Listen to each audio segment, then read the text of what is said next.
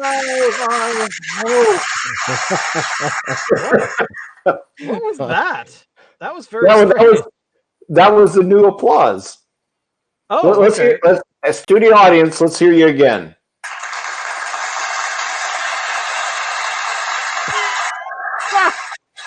Very nice. Okay. And apparently we can have light studio audience. Oh dear. That's probably more like us. That's basically what our smattering of applause. Yeah, you guys, congratulations. You started. You want to So, hi everyone. We hope this is working. I hate saying that we're guessing. Third that time's a charm. Yes. You know. But essentially, today's what is the episode's 193 today? I think it is. It is. And today's beer is a beer that I could not have, but Dave could find. So, yes, yeah. Made even weirder, I would like to add, by the fact that this is one of the largest brewers that is not very far away from Shane. True, they are in Squamish, BC, and I called 1, 2, 3, 4, 5, 6. I called 8 cold beer and wine stores today, and the best part of doing that was I got told to drive to Squamish. So, bing! Oh, hey, I should have driven to Squamish. Sorry. So, Dave's girlfriend is probably watching the stream live and disturbing him by sending him text messages. Somehow doubt it. What is the beer, Dave? Tell us what the beer is, because this, I think, is your fault this week. The beer, my fault, it is called The Fault in Dave's Stars. You can see here. Are you gonna say what it is? Little. He's you're my boy. You're my blue. boy blue. Yes, blueberry wheat ale. A blueberry from wheat whom? ale from Garibaldi. Howe Sound Brewing. From Garibaldi. That's who this is from. What? Garibaldi? What? And it is in one of Howe Sound's growlers. No, not a growler. What is this? I think it's a one. Is it one? Because it's not a bottle. It's a flip top bottle. It's a flip top bottle. Yeah, but how much? It's their signature 1 liter flip top bottle. So basically, what you can do is it's kind of like a mini growler. So you can go and buy this. You can have a glass of it. You can reseal it with the flip top thing that comes on it, and put it in the fridge and save the rest for later. I've never done that. I was going to say that's only a liter. I remember back when when I was very small, that I remember when my parents bought those glass 750 milliliter bottles of Coca-Cola. I remember thinking about it. Well, that's so much Coke. And now it's like, 10 seconds gone, history. If I wanted to punish my pancreas like that, of course. But sadly, I don't want to punish it so as much as I used to way back in the day. So all right, pop those babies out. And Dave, you suck for getting a beer that I can't find. And also, what is the IBU rating, the International Beer Unit rating on that beer? Let's have a look and see. Do they in fact tell us what the international beer units on this are? Yes. IBIS. The IBIS on this is 14. 14! It is a grand 1-4. Which means that Dave is very pleased, and he's going to drink this beer without even batting an eye as to how... I'm not even going to pour this baby. It's an interesting scent. He's going to pound it back. I was expecting to get like a blast of blueberries, and I'm not. Really? No, I'm actually getting like a blast of like Pilsner. Well, it is a wheat beer, which is going to have a very different flavor than if it was, I don't know, a lot more. If it was a lot more. Like. Okay, you know what it smells like? So, I mean, our fathers back in the day, they didn't drink craft beer. I mean, they drunk like my dad. My dad drank Labatt Blue. Okay, and that's what this smells like. This smells like Labatt Blue. Was an extra old stock guy. At No least way, that is dude. when I think back to the day, back in the day when I was, much, much younger, it was always the stubby bottles of the extra old stock. And who makes extra old stock? It's still around. O'Keefe's. It's okay. So yep. Now you said it was going to smell like or you thought it was going to smell like what's it called? Blueberries. But what does it actually smell like? Well, to me it smells like Labatt's Blue, and so as soon as I smelled it, the memories came flooding back to me of smelling my dad's Labatt Blue and like the those old cardboard cases of 12 that you would get that were long and thin, and it would have like stacked bottles this way, and the smell of the stale beer, that's what this smells like. I don't know if that's a good thing or not. Okay, so while it smells like stale beer, is that what I'm getting from that entire description? No. It smells like stale beer. It smells like Labatt Blue. Now, it sure doesn't look like Labatt Blue. It looks quite dark. To me, it looks like I don't think the camera's doing it justice, actually. Dave, show us yours. Whip out your beer there. It's kind of plum colored. No, it's not doing it justice. Yeah, Dave's camera's got a little more purpley going on, but yeah, definitely it does not scream Pilsner. Let's put it that way. It's amber. No, not at all. Fully amber. But I would just like to go on record as saying it does not smell like the bats at all. Not from my memories, dude. Not even close, man. As a non-beer drinker, I don't remember the last time I had a Labatt Blue. I don't remember ever. I don't think I've ever had one. That's not true. That's not true. I can't. No, I don't think I ever have. I have had one before, but it's been a very, very, very long time. This smells to me like Labatt's Blue. It does not look like Labatt's Blue. It does not taste like Labatt's Blue. This tastes really good, actually. You don't sound so surprised. No. I'm not surprised. I'm just saying it's interesting that I get the smell memory from one thing and then nothing else, right? So it has a bit of it has a blueberry flavoring to it, but it's very subtle. It's nice.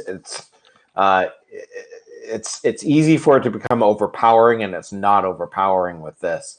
It tastes like a beer. It's got that hint of something. If you didn't see the bottle with it saying blueberry wheat ale, you may not be able to identify what that flavor is necessarily. It's that subtle. Interesting. Agreed. Now, what do you think? What do we know about? Oh yeah, Dave. Your taste buds are, how shall I say, sensitive. Sorry, you know what I heard? I heard by your guys' standards. Caribbean. Caribbean. I heard Caribbean taste buds. Plebeian. But okay, sure, I'll go with that too. But yeah, I mean, because here's the thing, I always think of you as like the lover and caregiver of the Radler. Is this close to a Radler? Is this in the direction of a Radler? Is it? It is actually. Because when I hear Labatt Blue, I hear like light beer that's not. Well, it is light. Hey, Alan, it's not. It's not a body beer. This is a summer beer, for sure. This is. And that's not a knock against it, by the way. Not a knock at all. It is very light, and it's got a low alcohol content compared to what we normally would see out there at 4.5%. Which is again skidding in the direction of Radlers. Well, no. I mean, Radlers, I mean, let's be honest here. I mean, you're looking at, I mean, non-alcoholic beer has more alcohol content than a Radler. Well, they're typically, 0.52 being generous. Yes. Yeah. But, in the scheme, right? We're kind of trending in that direction. Right. Yeah, I like this. I don't know that I would necessarily buy it again. Like if, when I go into a beer store, Cascadia or whatever else, there's such a selection of stuff. I think there's quite a few things that I would get before I would get this again. That doesn't mean it's a bad beer. It's not. It's a good beer. It cost me, I don't know what it cost over on the mainland, but here in Victoria, it cost me I'd love to tell you. Yeah, it cost me about $10 for a bottle. Now it's a big bottle. It's 1 liter, so you're getting a lot of stuff for that $10. But I mean, you could get a 6-pack of something like, say, Fat Tug for a little bit more than that, and have a lot more beer. Just saying. That keeps better too. That keeps better too. Well, it does keep better because you buy it's in cans and it's gone like that. I mean, I don't know about you and your Fat Tug buying power, or buying thing, but when I buy Fat Tug, it doesn't last very long. I think actually, I was invited out I don't know, a couple of months ago, and to a bar that I'd never been to. And it was like 10 o'clock at night on a Saturday, and they had only called like 9:30. I said, yeah, sure, give me 20 minutes and I'll be there. So I get there, and the guy at the bar is like, so what I could get you? I'm like, I'd just like to have, I don't know, a Fat Tug. And I was thinking I was going to get a pint of Fat Tug, and I kind of got a pint of Fat Tug, but it wasn't as big as a pint, but it wasn't a glass. It was kind of in between. It's a sleeve, right? It's a sleeve. I guess there was a sleeve, but the glass was weird, and I was confused, and it was late at night, and I was tired, and I'm like, oh, sure, I'll have one. And anyway, then I got the bill, 45 minutes later, and I'm like, $14 for this? What? That was, I said that internally, but I was like, I will never be buying this beer here again, because I could go to down. It's in Yaletown. There's your problem. I want to say it wasn't the Yaletown brewery. It was, I can't remember. This is the thing. It was a place I could not tell you where it was because I don't remember, because I'd never been there before. And I walked there and I thought, whatever, and I could find out. But it's a place I will not return to. At least I won't buy Fat Tug there. I'll be like, give me your cheapest. Well, cheapest would probably be Lucky for $12. Hey, I went to a bar last year where I walked in, and it was actually it was if there was a number of dive bars lined up to be judged on which was the diviest, I was in the one that was the most divey. I waltzed in, and I was there to actually see a friend of mine play, because he has a blues band. And he was like, yeah, do you want to come? I'm like, sure, why not? So a few of us went, and we were sitting there, and we couldn't sit down anywhere initially. So I thought, well, we should get some beer, right? So we go up to the bar, and there were two choices. You could have the expensive beer, which was Labatt Blue. You could have the most expensive beer, which was Canadian in a tall can, or you could have their like $4 a pint beer on tap. And I'm like, well, what is the beer on tap? Lucky. And I'm like, what? And I look at the people I'm with, and they look at me, and we're like, I guess this is what we're drinking. So so we had Lucky by the pint. So we sat down. I didn't know you could get Lucky by the pint. I mean, I did not know either. So we sat down, we started drinking our beer, kind of chuckling at the crappy bar we were in. And then suddenly, mid-sentence, the guy I'm talking to, like I'm talking to him, and he's responding, and he's like, "Yeah, so blah blah blah blah blah," and then he kind of drifts off in his gaze to sort of off behind me, blah blah. I think that guy's being choked out, and I turn around, and there's some guy on top of another guy going, "Ah!"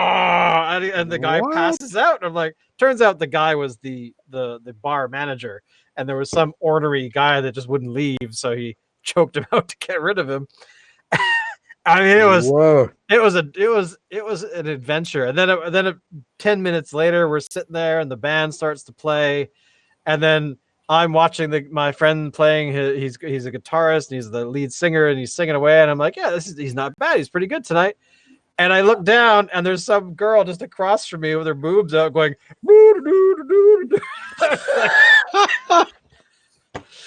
Nasty. So Nasty. Next time you guys are in town, we should go there, and you could have maybe the adventure of a lifetime. You could drink lucky beer, see some drunk nudity, and see people get choked out. I gotta say, definitely not my scene. Moving on, though. So it's kind of timely. Well, it's not timely, but it's sad that we are drinking from Howe Sound Brewing tonight. I was gonna say timely. My God. That's terrible. Yeah. Yes. Keep going. Sorry. But just wanted to mention that John Mitchell, who is the innovator of Canadian craft brewing, died this week at the age of 89. He had started the Horseshoe Bay Brewing. He opened Spinnakers here in Victoria. And he was part of the team that opened Howe Sound Brewing, which is we're drinking some of their wares tonight. So there was a kind of a heavy heart on the craft brewing industry earlier this week after he passed, which is understandable. So I just wanted to acknowledge everything that John Mitchell has done for craft. We couldn't be here without him. Without him, there wouldn't be the Crafty Boys. That's right, because Super Jupiter Mango ISA is my fave. Mm-hmm. It's really sad. Raise a glass, boys. Raise a glass. Here we go. To John. Cheers. Clink, tink. Clink, clink. I would take my screen, but Yeah. Now, and Howe Sound also has won some awards, the Canadian Brewing Awards, the North American Brewers Award, and the BC Brewers Award. So, these guys are no slouches in terms of keeping their beer current. Is that the word I'm looking for? And one of their beers I've really wanted to try, and I haven't tried it yet, and I'm kind of kicking myself over it, is their Woolly Bugger, which is a barley wine that they brew every year. Mm. It's $15. Woolly Bugger. It's $15 a bottle, which is probably one of the reasons why I haven't bought it. But I've always wanted to try it, and I'm on their website. I'm looking for. You can actually get it at the store down the street here. Really? So, I'm thinking about picking up a bottle. I don't see it on their website right now, but by the way, they do fill growlers at their location, but they don't do the one I want. If I find it going on all the way there, I really wish that I had. I probably wouldn't have been able to get it. That's too bad. It is a nice space, by the way. I've been in there once. Oh, have you? Okay. That's nice. Dave, for how long were you up there, Dave? You were living up there for about. Oh, that was just a summer, basically. Yeah. I was up there for a couple of summers. Is what that was. Right. Yeah. Dave was watching. Watching? What were you watching, Dave? He was working up there. So yes. And in other news, I'll bring this up here. Riot Brewing, whom we have we've reviewed before, is facing some difficult times, unfortunately. They're actually, if they don't turn things around very quickly by, say, July 1st, they're going to be closing on a permanent basis. What has happened is just before Christmas, Vancouver Island was hit with a very powerful windstorm. It broke records. Everybody remembers that windstorm. And their brewery, which is in Chemainus, lost power for about 4 or 5 days just before Christmas. And so they couldn't sell anything. I mean, Christmas for a brewery, I mean, that's their whole year, right? So they lost all that business over Christmas. They had a beer in the tanks. It went sour. They managed to salvage it by selling it as, I can't remember what they called it, but lost power. Sour outage, passion fruit, plum, dark sour, yeah. Yes, and it sold like hotcakes. So I think they made money on that. But then in February of this year, there was a huge snowstorm, and that hurt them even more. These two things combined have made it so they've just been kind of like limping along to this point. They can't afford to limp anymore. They've either got to, swim or cut bait. So it looks like they're leaning towards cutting bait. So there's a bit of a movement afoot right now. People saying buy Riot Brewing product, help them stay afloat. Because they do brew good beer. I seem to remember the one that we tried. I don't remember what it was. We really liked it, and they put a lot of creativity into their brews too. I remember the artwork was actually commissioned by a famous guy, or the son of a famous guy, anyway, an artist in the States.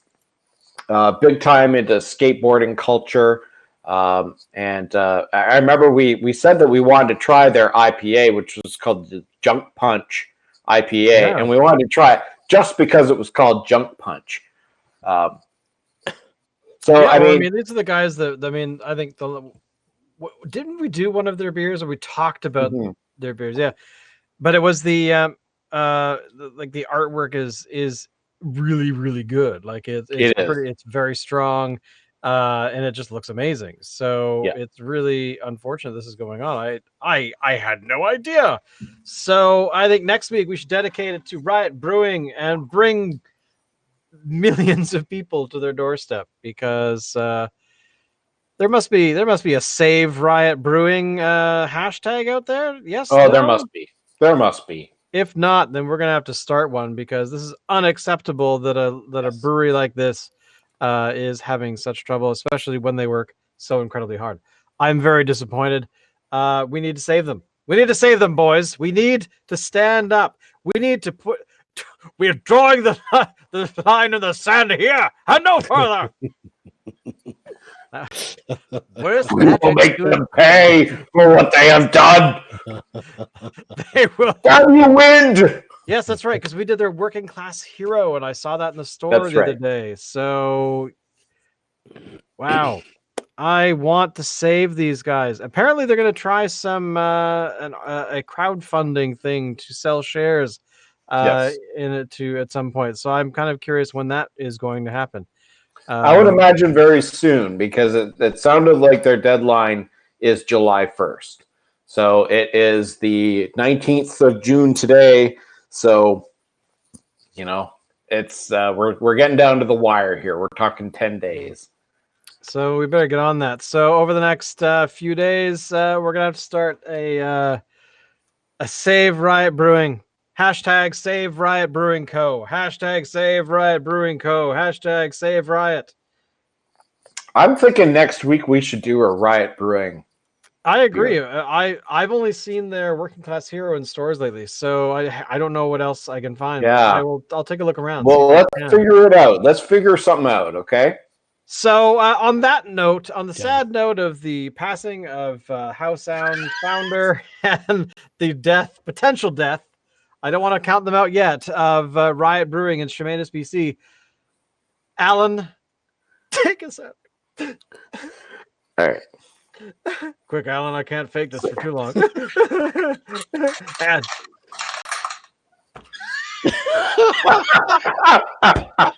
bye, everybody.